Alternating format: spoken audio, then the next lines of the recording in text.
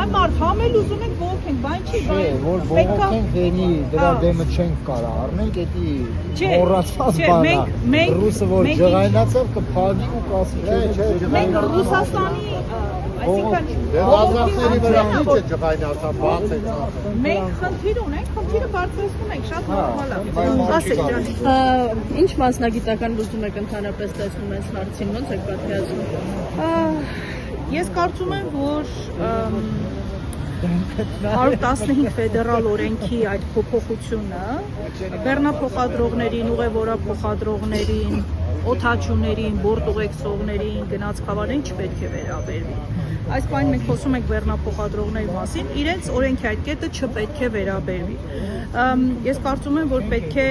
լոբինգ անել, աշխատել, ՀԱՏՄ հանձնաժողովի հետ աշխատել եւ ռուսական կողմին ներկայացնել, որ օրենքի այդ կետից բացառություն այն, այսինքն իրենց չդիտարկեն որպես սովորական օտար երկրացի, որը ոչ աշխատելու նպատակով մուտք է գործել ՌԴ եւ տարվա ընթացքում գումարային կարող է ՌԴ տարածքում մնալ 90-ում։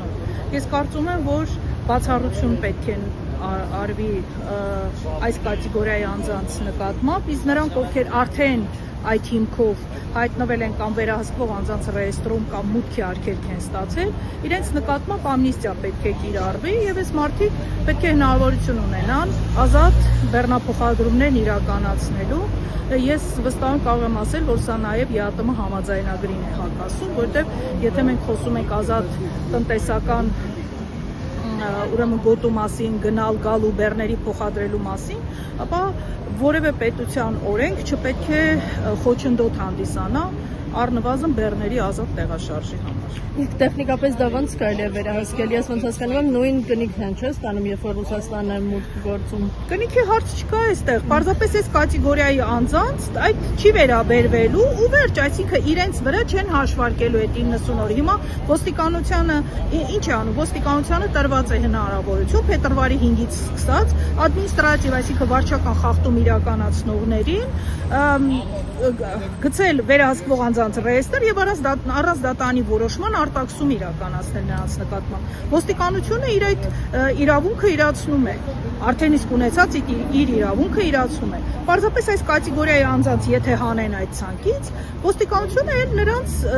օրերը չի հաշվի, քանի օր են մնացել Ռուսաստանի Դաշնության տարածքում իրենց, չգիտեմ, գտնվելու ժամկետից ավելի։ Այդքան բան։ Իսկ առաջ որ 180 օր էր, չէ՞։ Հա, նախկինում տարվա ընթացքում յուրաքանչյուր 180 օրվա մեջ 90 օր էր տրված, այսինքն տարվա ընթացքում էր 180 օր, բայց ամեն 180 օրվա մեջ 90 օր գումարային։ Ես կարծում եմ դա բավականացնում էր, բայց մյուս կողմից այդպես խիստ հսկողություն որպես այդպեսին չկար եւ չէին հաշվում,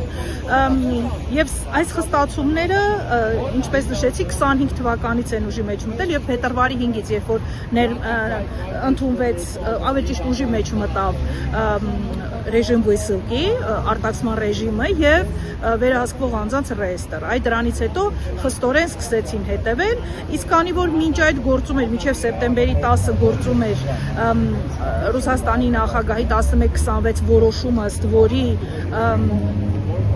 անձինք, ովքեր վարչական խախտման պատճառով Ռուսաստանի Դաշնություն ինչ որ խախտում էին արել, նրանց տրված էր հնարավորություն իրենց փաստաթղթերը օրինականացնել եւ շարունակել գտնվել ՌԴ տարածքում։ Հիմա ժամկետը լրացել է եւ այս մեկ ամսվա ընթացքում բավականին խիստ ոստիկանները հետևում են եւ բեռնափոխադրողներն էլ ընկել են այդ այսինքն հայտնվել են այդ իրավիճակում եւ հիմա նրանց նկատմամբ եւս կիրառվում է այն ինչ հիմա կատարվում է։ Իսկ դա կարող է ոնց այդ վարորդները իրանք հենց Հայաստան Ռուսաստան են գնում, այդ դեպքում եթե իրանք Ռուսաստան չեն կարողանա, իրանք որտեղ պետք է գնան ու ինչ պետք է անել այդտեղ։ Ոչ միտեղ չպետք է գնան ու ոչինչ չեն կարող անել։ Գործազրկություն։ Դե գործազրկությունը մի կողմից, հետո դուք պատկերացնում եք ծավալը բեռնափոխադրումների։ Եթե հիմա իրար հետևից այս բոլոր վարորդները հայտնվեն, չգիտեմ, մուտքի արգելքի տակ 3 տարի, 5 տարի, 10 տարի, ու մենք ինչ ենք ունենալու, կոլապս, այսինքն սա շատ ուղիղ ազդելու է մեր տնտեսության վրա։